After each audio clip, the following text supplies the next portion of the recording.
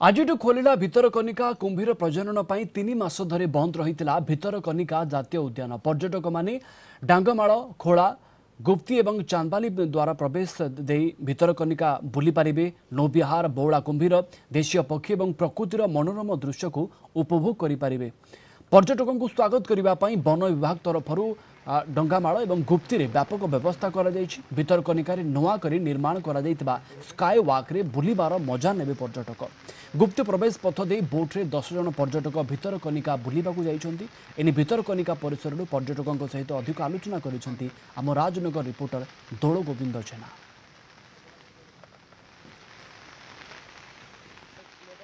पर्यटक मानक पई खुशी खबर दीर्घ 3 मास पर भितरकनिका खोलुची जो कि पर्यटक मानक मध्य उत्साह देखा जायछि। भितरकनिका को प्रवेश द्वार जदि कहबा भितरकनिका को जीवाकू हेले डांगमाल खोला गुप्ती ये जो एंट्रांस पॉइंट अच्छी ये प्रवेश पथरे भितरकनिकार नैसर्गिक शोभाराजी भितरकनिकार सौंदर्य को उपभोग करें पर्यटक माने। जेहेतु आज दीर्घ 3 मास पर खोलुची पर्यटक माने आसी मध्य गुप्ती आमे अछु गुप्तीर जो घाट अच्छी जो पर्यटक माने बोट माध्यम रे भितरकनिका को जाई परिबे। आज्ञा कौन कहबे कौन कौन सब व्यवस्था करा जायछि केतोटी बोट एठी अछि पर्यटक मान पई कौन कौन सब सुविधा सुजोग रखा जायछि। वनखंड अधिकारी राजनगर निर्देश क्रमे जो टूरिस्ट माने आसीबे प्राकृतिक परिवेश रे लुणा जंगल बौला कुंभीर विभिन्न पशुपक्षी भितरकनिका बुली तार मनोरंजन करिवे प्रकृति रे समस्त प्रथमे वन विभाग निर्देश क्रमे पर्याप्त सुरक्षा व्यवस्था समस्त वन विभाग 10 गोटी बोट एवं प्राइवेट एसोसिएशन 9 गोटी बोट रे समस्त लाइफ जैकेट लाइफ बॉय पर्याप्त परिमाण रखा जायछि। टूरिस्ट मान सचेतन करा जायछि। बोट ओनर मान सचेतन करा जायछि। समस्ते प्रथमे टूरिस्ट मानकर सुरक्षा प्रति ध्यान देवे।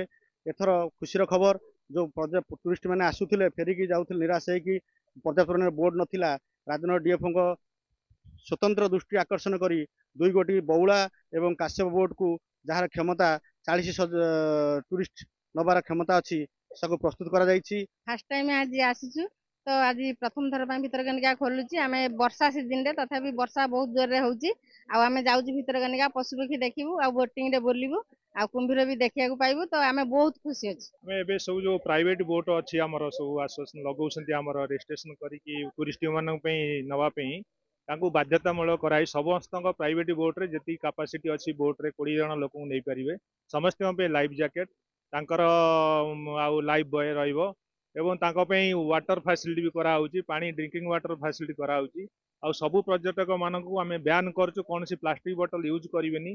जीए प्लास्टिक बोतल नबो आमे एई एंट्री पॉइंट रु ताको आमे कलेक्शन कर रखि देबू। हमर पर्यटक मानकू पूरा संपूर्ण रूपे संपूर्ण सुविधा जोगे दिया जायछि।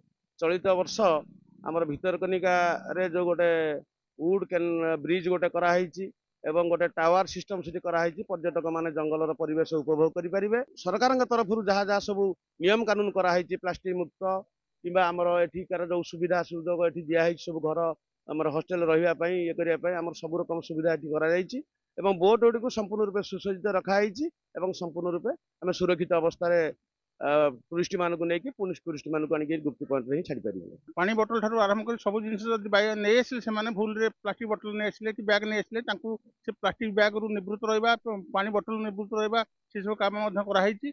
आ आमे एठी तांक पई माने सुषम खाद्य किन प्रस्तुत करा जाय परिबो से कथा भी प्रस्तुत एठी सब हैछि। तेणु एठी सब प्रकार टूरिस्ट पई फैसिलिटी रहिछि। केन्द्रापड़ा भितरकनिका परिसर रु दोल गोविंद जेना कलिंग टीवी।